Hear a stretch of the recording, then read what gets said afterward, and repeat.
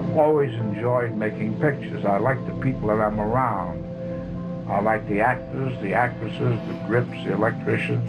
Regardless of what the story is, I'd like to work in pictures. To me, it's always a job of work.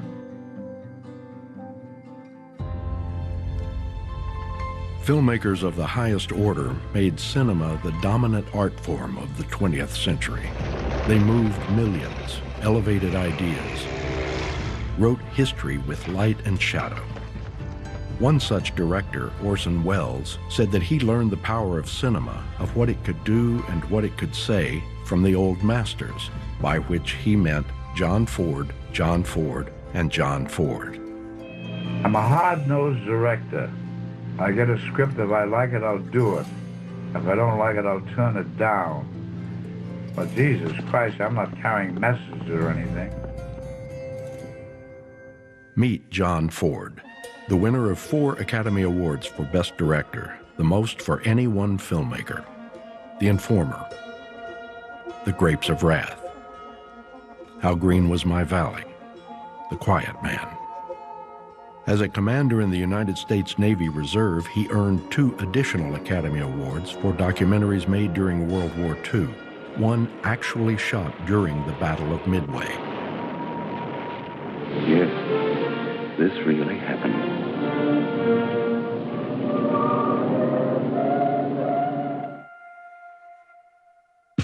Ford's cinema spoke of many things, but it was never more eloquent than as the voice of Americans. Warriors and the working class, soldiers and saints.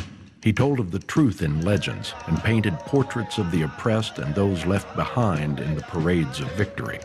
I always had an eye for composition, that's all I did have. As a kid, I thought I was going to be an artist. I used to sketch and paint a great deal. I never thought about it in terms of art or this is world-shaking. While Ford celebrated the past, he never took his eye off the inherent darkness often underneath. There's the heroism of loners and outsiders bridging the divide between civilization and the wilderness. But simmering in the national consciousness is seething intolerance between men and women of all stripes, and blood spilled in fire. Which one of you killed James? I did. Savage violence shot out in Ford's My Darling Clementine. And there stood a deathless hate between Ethan Edwards and his Comanche counterpart Scar in The Searchers. They sure is a turning of the earth. Ford's vision of America holds true today, of a nation still struggling to define itself, often in turmoil, with liberty and justice for all. Old friend, what would you do?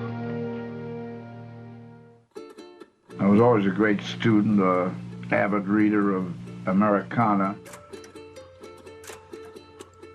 Ford tells American myths again and again, sometimes in unexpected ways. Morgan, 3 pounds 7. Even though How Green Was My Valley is about Welsh miners, it bears an unmistakable imprint of the shared memory of ritual and music within American culture.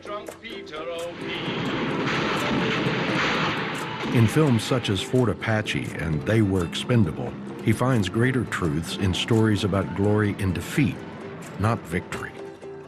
Ford knew personally that much was revealed about people in moments of crisis and death.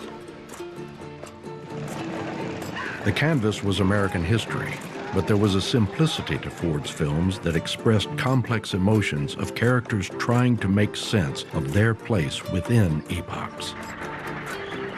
When John Quaylen cries out at the injustice of losing his home in 1940's The Grapes of Wrath, it is a moment that was felt by millions living through a time of great upheaval. Being born on it, and working on it, and dying on it, and not no piece of paper with a writing on it.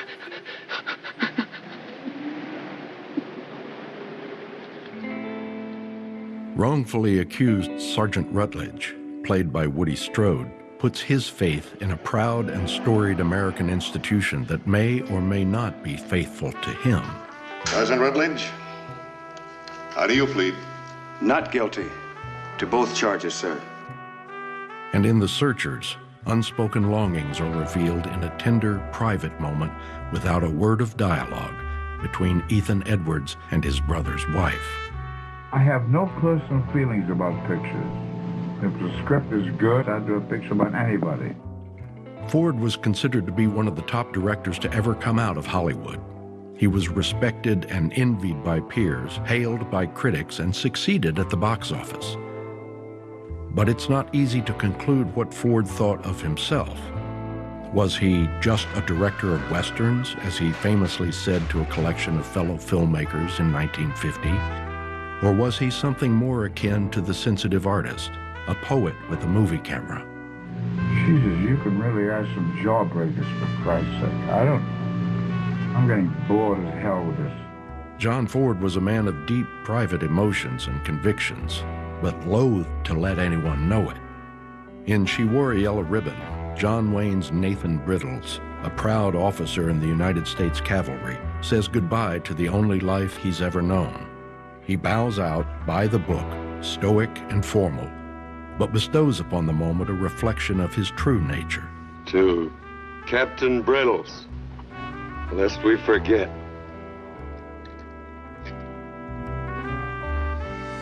When the words directed by John Ford burn onto the screen, you know you're getting something worth seeing, a picture worth saving, a voice to be reckoned with still. Well, that's your opinion.